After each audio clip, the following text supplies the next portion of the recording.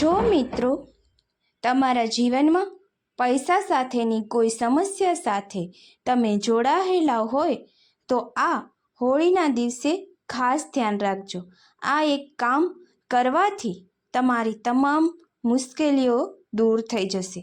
તમારી આ હોળીની અગ્નિમાં 3 વસ્તુ તો અવશ્ય મૂકવી, જેથી કરીને તમારો તમામ સમસ્યાઓનો અંત આવી જશે. તમારી સમસ્યા ગમે તેવડી મોટી હશે, પરંતુ સંપત્તિની કે માર્ગમાં ગમે તેવડો અવરોધ હશે તો પણ તે આ 3 વસ્તુ હોળિકા દહનમાં નાખવાથી દૂર થઈ જશે. સમસ્યા ગમે તેટલા ઊંડા બૂણ નાખી ગઈ હશે ને તો પણ આ હોળિકા દહનમાં તમારી તમામ સમસ્યાઓનું પણ દહન થઈ જશે. કારણ કે હોલિકા દહનમાં આ હોળીની અગ્નિમાં આપણે જે પણ એટલી બધી શક્તિ હોય છે ને કે એ આ હોળીનું દહન એ માત્ર એટલી પવિત્રતાવાળું હોય કે હોળિકા દહન આપણું ગમે ત્યારે ગમે તેવા પાપોનો નાશ કરવાની ક્ષમતા તેનામાં રહેલી છે. ગમે તેવા પાપોનો નાશ કરવાની તેમાં ક્ષમતા હોય છે. તેથી જ શાસ્ત્રોમાં હોળિકા દહનને એક પવિત્ર માનવામાં આવે છે. એટલા માટે જ હિન્દુ ધર્મમાં આ હોલિકા દહનના પવિત્ર તહેવારની ખૂબ જ ધામધૂમથી ઉજવણી કરવામાં આવે છે. આ ઉપરાંત આપણા શાસ્ત્રોમાં કેટલીક એવી વસ્તુઓનો પણ ઉપાય બતાવ્યો છે કે આવી વસ્તુઓ આપણી હોલિકા દહનમાં ન નાખવી જોઈએ. જો તમે આવું હોલિકા દહનમાં આવી વસ્તુઓ નાખશો, આવી વસ્તુઓ આપણે નાખીએ તો આપણા ઘર, પરિવાર, સંપત્તિ, સુખ, સમૃદ્ધિ તમામ પર અવરોધ ઊભો થાય છે અને નકારાત્મક ઉર્જા આપણા શરીરમાં અને આપણા ઘરમાં પ્રવેશ કરે છે. તો આવી વસ્તુને આપણે ભૂલથી પણ હોલિકા દહન વખતે અગ્નિમાં ન નાખવી જોઈએ. તો તેના માટે પણ વાસ્તુશાસ્ત્રમાં ઘણા નિયમો બતાવવામાં આવ્યા છે. તો આ અમુક વસ્તુઓ હોળીની અગ્નિમાં નાખવાથી આપણે અશુભ માનવામાં આવે છે. આ હોળીના તહેવારની બુરાઈ પર સચ્ચાઈની જીતનો તહેવાર કહેવાય છે. આ પ્રાચીન કાળથી આ તહેવાર ચાલ્યો આવ્યો છે. અસત્ય પર સત્યનો વિજય એટલે આ હોળિકા દહન. આ હોળીનો તહેવાર પણ આપણને સમજાવે છે કે ક્યારેય પણ બુરાઈ પણ હંમેશના માટે બુરાઈ પર સચ્ચાઈની જ જીત થાય છે, સાચા વ્યક્તિની જ જીત થાય છે. આમ હોળીનો તહેવાર એ બુરાઈ પર સત્યની જીતનું પ્રતીક ગણાવે છે. આમ સચ્ચાઈ હોલિકાના તહેવાર સાથે જ જોડાયેલી છે. તેથી તેનું અનેરું મહત્ત્વ છે. શક્તિઓનો પણ ઉદય થાય છે અને તેની સાથે આસુરી શક્તિઓનો પણ નાશ થાય છે. હોળિકા દહનની રાત્રે દેવી શક્તિઓની પૂજા કરવાથી તમામ સમસ્યાઓનો નાશ થાય છે અને આ દિવસે દુઃખ અને પરેશાનીઓમાંથી પણ આપણને મુક્તિ મળે છે. અને આપણે દુઃખ અને પરેશાનીઓમાંથી મુક્તિ મેળવવા માટે હોળિકા દહનમાં આ વસ્તુઓ નાખવાની અને આ દિવસ શ્રેષ્ઠ દિવસ માનવામાં આવે છે. જ્યોતિષશાસ્ત્રમાં હોળીની રાતની સિદ્ધિની રાત માનવામાં આવે છે. આ દિવસે વાતાવરણમાં નકારાત્મક અને સકારાત્મક આમ બંને શક્તિઓ ખૂબ જ સક્રિય હોય છે. તેથી જ પ્રાચીન સમયથી જ હોળીની રાત્રે કરવામાં આવતી સાધના ખૂબ જ અસરદાયક અને ફળદાયી માનવામાં આવે છે. આ દિવસે ઉપાય કરવાથી કોઈ શંકા નથી કે કોઈ પણ વ્યક્તિ સફળ ન થાય. તેથી આજે અમે તમને એક મહત્વપૂર્ણ ઉપાય જણાવીશું. પરંતુ મિત્રો, આ એક ઉપાય ગુપ્ત ઉપાય છે જે શાસ્ત્રોમાં આપણા વાસ્તુશાસ્ત્રમાં બતાવેલો છે. આ ઉપાય એવો છે જે તમારી તમામ સમસ્યાઓનો અંત લાવવામાં મદદરૂપ થશે. આ ઉપાય કરવાથી તમારા જીવનમાં અને પરિવારમાં સમસ્યાઓથી મુક્તિ મળશે. આ ઉપરાંત તમને ગરીબીમાંથી પણ મુક્તિ મળશે. મિત્રો, આ ઉપરાંત તમને સુખ, અને શાંતિ મળશે. તો આ પ્રયાસમાં નિષ્ફળ થયા વિના હોળીના દિવસે તમારે હોળીની રાત્રે હોળિકા દહન વખતે આ અવશ્ય કરવું જોઈએ. શાસ્ત્રોમાં કેટલાક ગુપ્ત ઉપાયો બતાવવામાં આવ્યા છે, તેનું હંમેશા પાલન કરવું જોઈએ અને આ ઉપાય ગુપ્ત રીતે કરવો જોઈએ. બીજાની સામે ક્યારેય પણ આ ઉપાય ન કરવો જોઈએ, નહીંતર તમારો આ કરેલો ઉપાય વ્યર્થ જશે. હોળીમાં કઈ વસ્તુને બાળવી જોઈએ અને કઈ વસ્તુને વર્જિત ગણવામાં આવી છે તે આપણે જાણવી લેવું જોઈએ. ઘણા લોકો હોળીમાં શેરડી નાખે છે, પરંતુ મિત્રો, જ્યારે પણ તમે શેરડી નાખો છો તે શેરડી બગડેલી ના હોવી જોઈએ.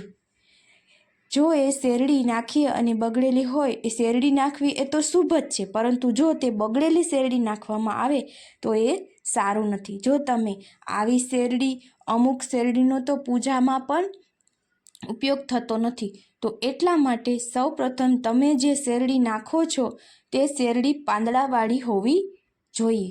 અધૂરી શેરડી હોલિકા દહનમાં નાખવાથી આપણી પૂજા પૂર્ણ નથી થતી. આ ઉપરાંત એક વાત તો ખાસ ધ્યાન રાખો કે તમે શેરડી નાખો છો તેમાં 3, 5 કે 7ની સંખ્યામાં નાખવી જોઈએ. બગડેલી શેરડી નાખો છો કે તમારી પૂજા પૂરી થતી નથી અને હોળિકા માતા ક્રોધિત થઈ જાય છે.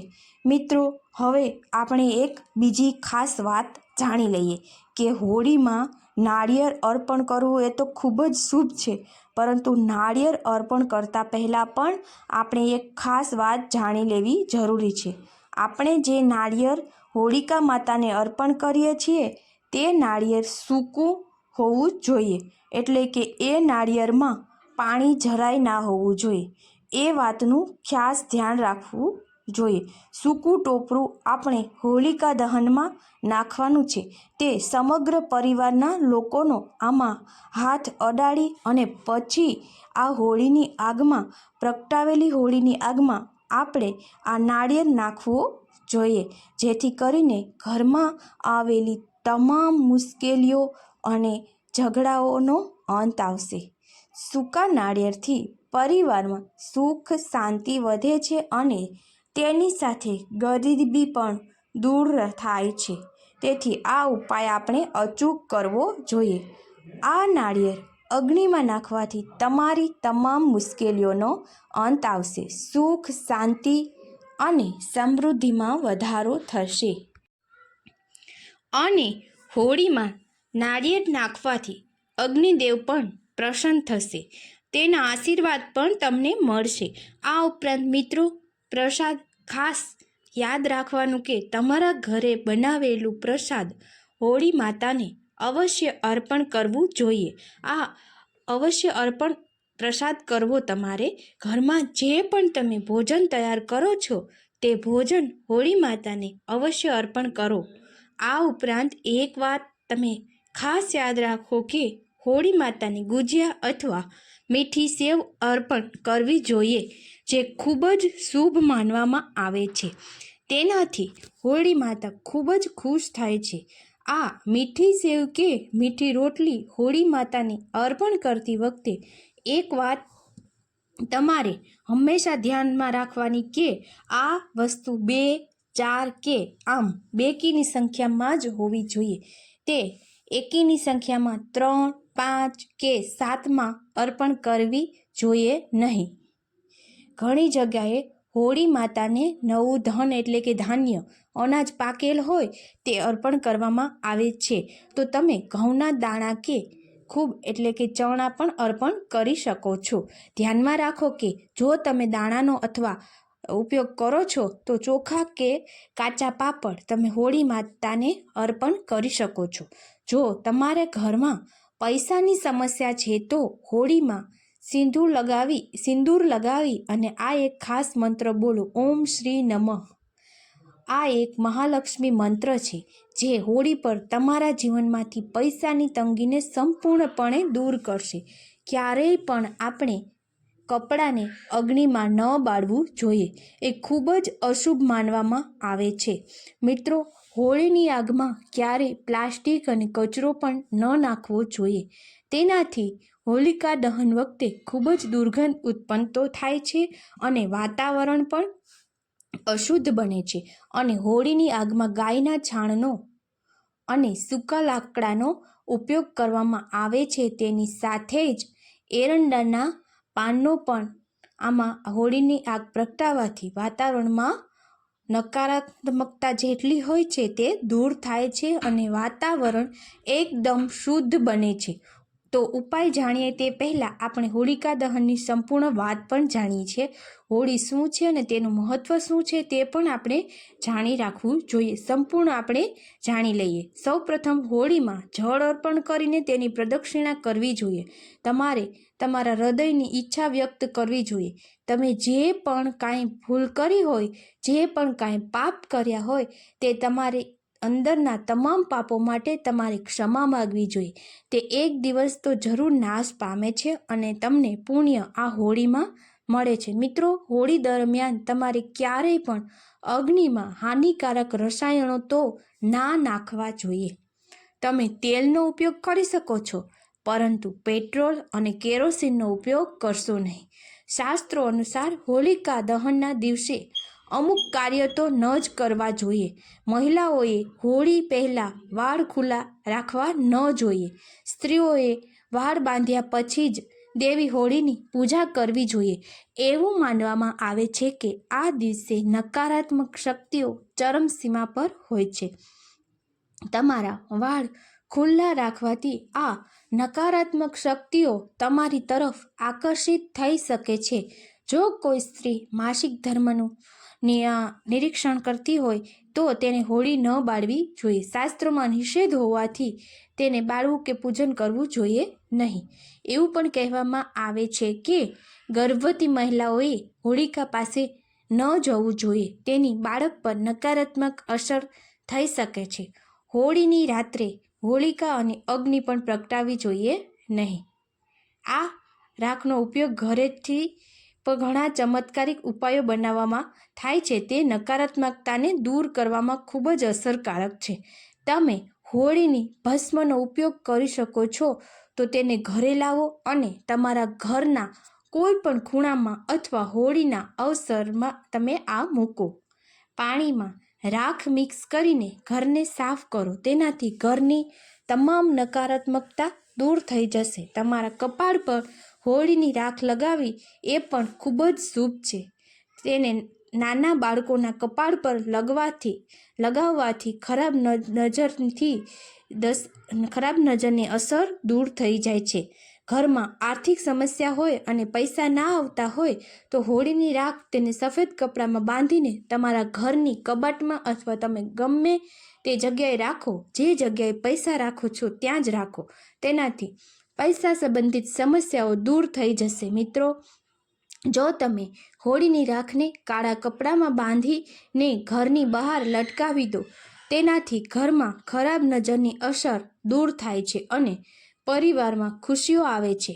શાંતિની લાગણી અનુભવશો. હોળીના દિવસે ક્યારેય કોઈને સફેદ વસ્તુઓ ઉધાર આપવી જોઈએ નહીં અને તમારે પણ સફેદ વસ્તુઓને ના ખરીદવી જોઈએ, કારણ કે તે તમારા જીવનમાં ખરાબ નસીબ લાવી શકે છે. મિત્રો, આ દિવસે ઘણા લોકો કાળો જાદુ વગેરે જેવા ખરાબ કાર્યો પણ કરે છે. જો કોઈ તમને સફેદ મીઠું, ટોચકા જેવી સફેદ વસ્તુ, ચોખા જેવી સફેદ વસ્તુ આપે, તેથી તમારી ભૂલથી પણ ન લેવી જોઈએ, તો તમે તેના અશુભ પરિણામ ભોગવશો. તમારી હોળીની રાત્રે ક્રોસ રોડ અથવા દુર્ગમ સ્થાનોએ પણ જવાનું ટાળવું જોઈએ. આ દિવસે આવા સ્થળોએ અનેક તાંત્રિક અનુષ્ઠાન કરવામાં આવે છે અને આ અશુભ હોય છે. જો ભૂલથી પણ તમારો પગ આ વસ્તુઓ પર પડી જાય તો વસ્તુઓ રસ્તામાં પડે છે, તે તમારા જીવનમાં પણ અશુભ અસર કરી શકે છે અને માંસ પ્રત્યે સાવધાન રહો. દારૂ પીધા પછી હોળીની આગની નજીક ન જવું જોઈએ. જો કોઈ આ દિવસે માંસ અને દારૂનું સેવન કરીને હોળી ઉજવે છે તે અત્યંત અપવિત્ર થઈ જાય છે. જો કોઈ વ્યક્તિ અગ્નિની નજીક જાય છે તો તે મહાપાપ કરે છે. સૂત્રોને જણાવ્યા પ્રમાણે આવી વ્યક્તિને નરકમાં જવું પડે છે અને આગલો જન્મ હોળીના દિવસે કૂતરા તરીકે મળે છે. કોઈ પણ સ્ત્રીનું, ખાસ કરીને કોઈની બહેનનું ક્યારેય પણ અપમાન ન કરવું જોઈએ. જો તમને લાગે કે તમારા વિરોધીઓ અથવા દુશ્મનો ફક્ત તમારા માટે કંઈ કરે છે તો તે પાછળ રહી ગયા છો તમે. તેઓ એ છે જેણે કર્યું છે તેનું તમારે ભોગવવું પડશે. જો આવું જ હોય તો કોઈ પણ શનિવારે સાંજે 5 લાલ મરચાં લઈ, થોડા પીળા સરસવના દાણા ઉમેરી, થોડું મીઠું લો. હવે તમે તમારા દુશ્મનનું નામ લઈ, તમને શંકા છે કે કોઈએ કાંઈ કર્યું છે, તો કોઈ તમારા પર જાદુ કરે છે, તો તેનું નામ તમારા માથામાંથી કાઢી નાખો. તેને પીડિતાના માથા પર 7 વખત ફેરવી અને પછી તેને ઘરની બહાર લઈ જઈને ફેંકી દો. જો કોઈ વ્યક્તિએ તમારા પર કાળો જાદુ કર્યો છે તો તેની સંપૂર્ણ અસર થશે. તમારી બધી સમસ્યાઓનો અંત આવી જશે. તમારા બધા રોગો તમારા દૂર થઈ જશે. આશા રાખું છું મિત્રો આપને આ માહિતી પસંદ આવી હશે. આભાર મિત્રો. જય માતાજી.